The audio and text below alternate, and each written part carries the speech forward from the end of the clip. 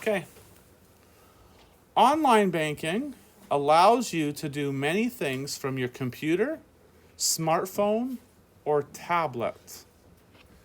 So we can do lots of cool things from a phone.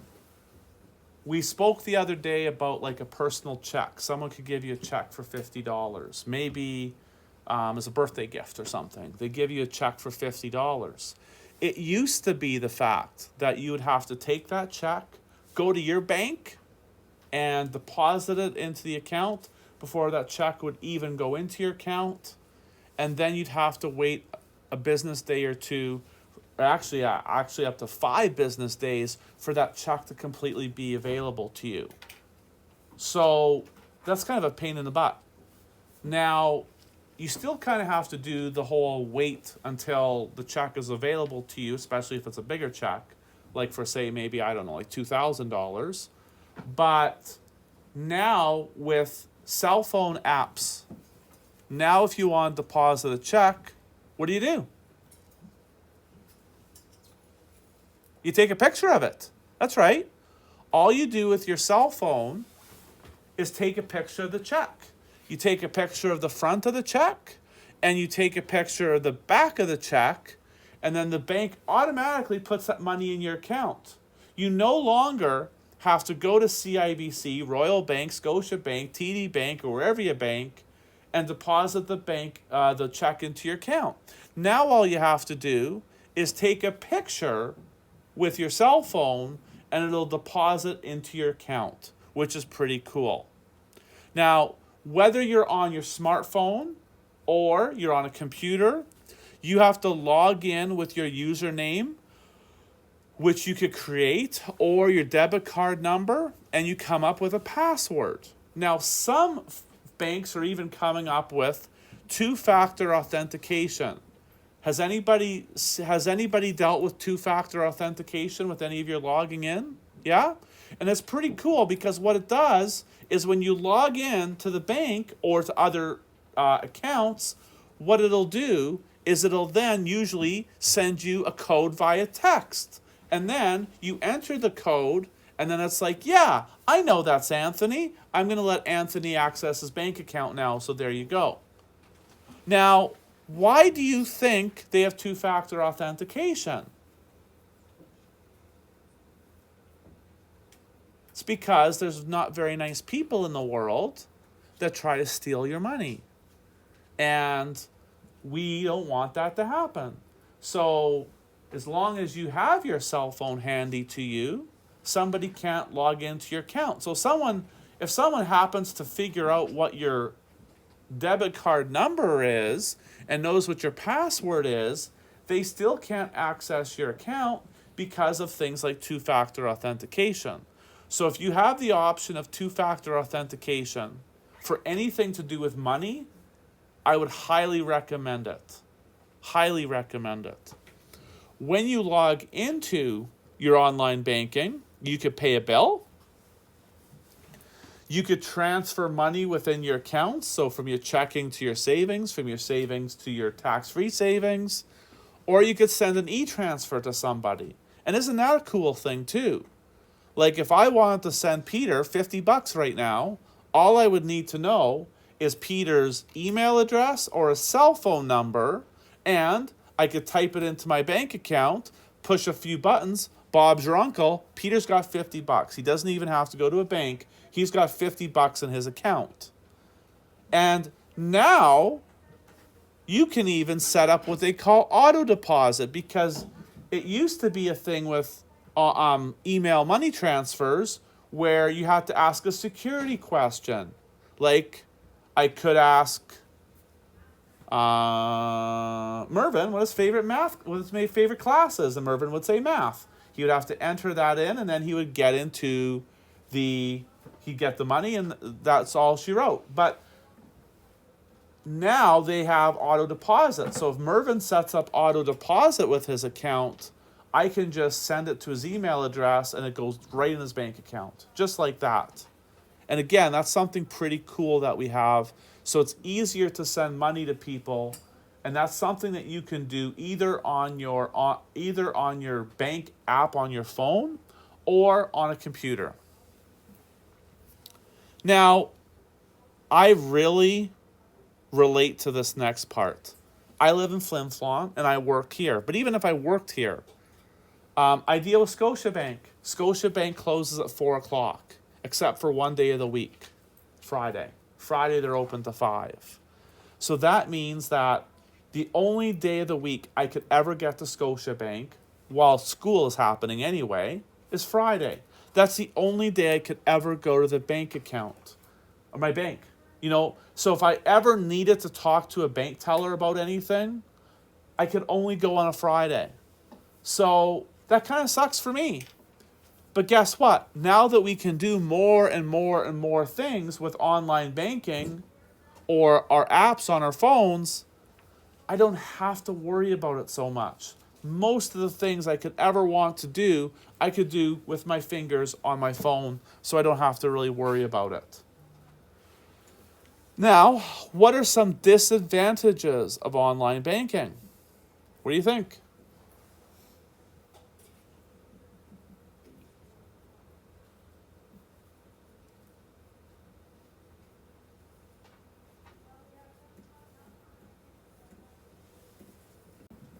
Well, here's a big one.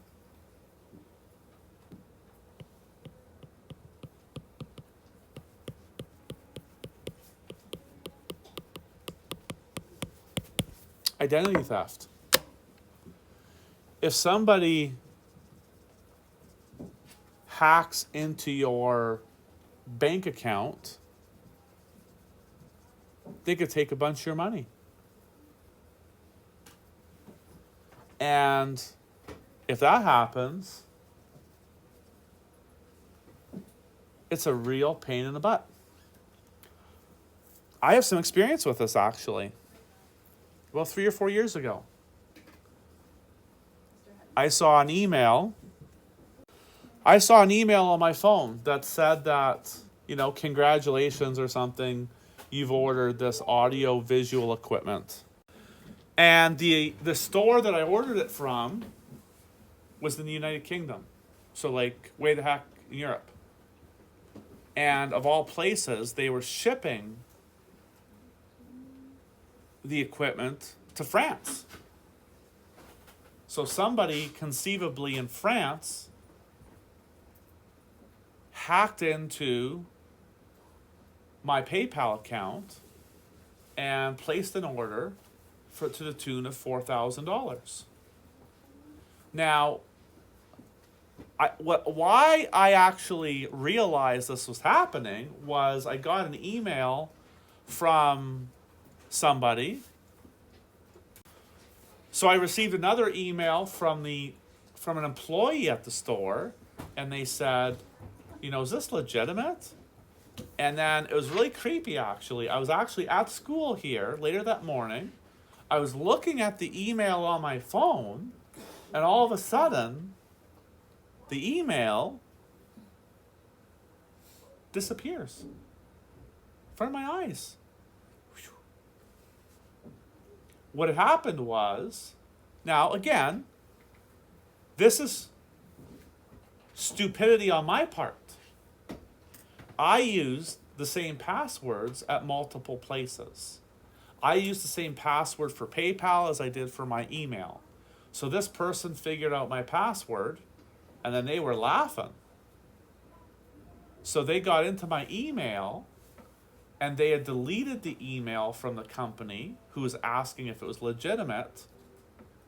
But I was able to look in my sent items folder. They weren't that smart, apparently. And I saw copies of emails they sent saying, oh, yeah, it's legitimate. No. So I'm sending an email saying, no, I'm Brian Hutton. I'm the real Brian Hutton here. This is not legitimate. I did not order this stuff. But, the story has a very nice ending. I got my money back. But the sad thing is, it took a couple seconds to take $4,000 out of my bank account. And it took 2 weeks to get it back. Now you think about that. If you have things that you want to use that money for, maybe you're going on a trip.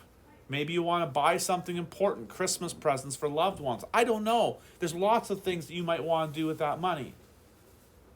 Then not having access to it for 2 weeks really sucks. The good news is it obviously didn't pass the smell test. They were like, why the heck would somebody in France use a Canadian PayPal account to buy something and get sent to them? Obviously, that's a little fishy. So they reversed the charges right away. And I contacted PayPal, and they were very good too. But it was a thing where both PayPal and the place had to reverse the charges. And it still took, like I said, just about 2 weeks to get my money back. Now, since then, I've been smarter. I have two-factor authentication on anything I can have two-factor authentication on, including PayPal. Here's the other thing. I use ridiculous passwords that are big and long and crazy and like whatever. Like one of my passwords could be something like Mervyn loves math in 2021, room 15. Just really big, really long, really crazy. And I'll even throw like where there's O's, I'll put zeros. If there's A's, I'll put the @ symbol. Things like that, because the longer your passwords are and the more characters you use, the harder it is for people to figure them out. But maybe the most important thing in there is I also learned don't use the same password in multiple places. Because if you do, and somebody figures out one of your passwords, then they can figure out lots of your passwords. Lots of times, even if you don't do anything wrong, your private information could be compromised.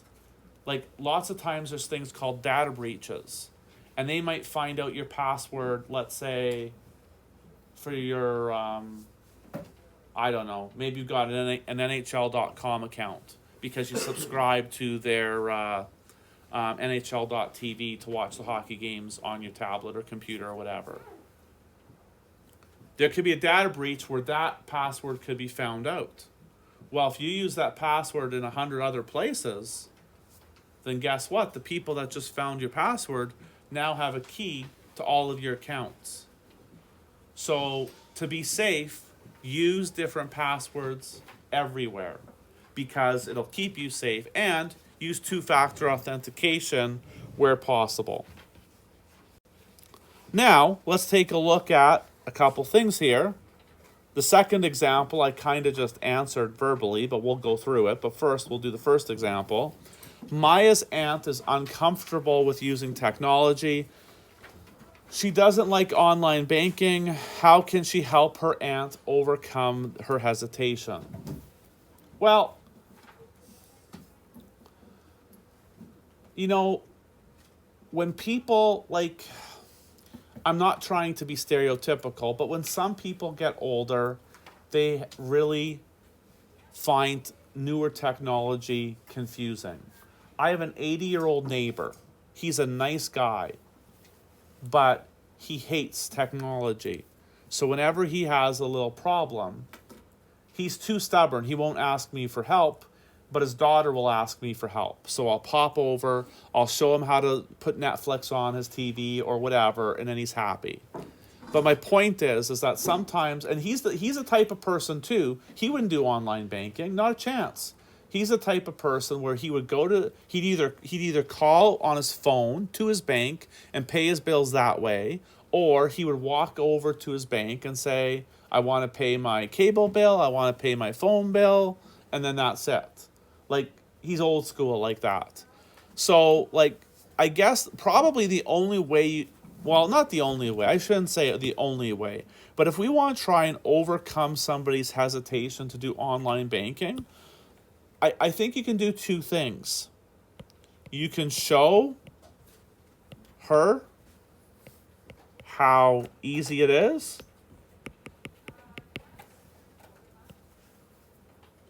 You can coach her to help her get used to it.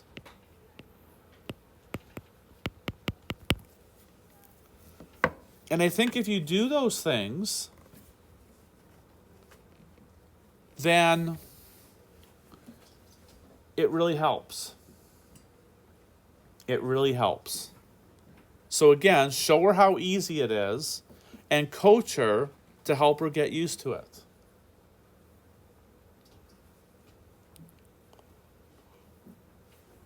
Okay. What are some ways you can prevent identity theft? Well, we kind of went over a few of them, but like different passwords is one way. Using complex passwords.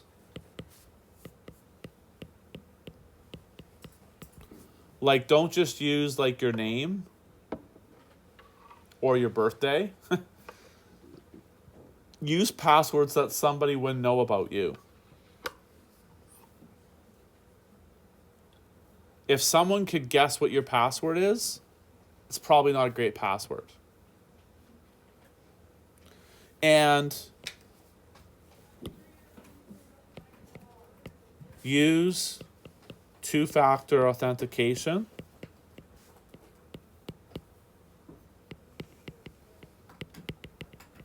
If possible. Like two-factor authentication, I find is a little bit annoying in a way.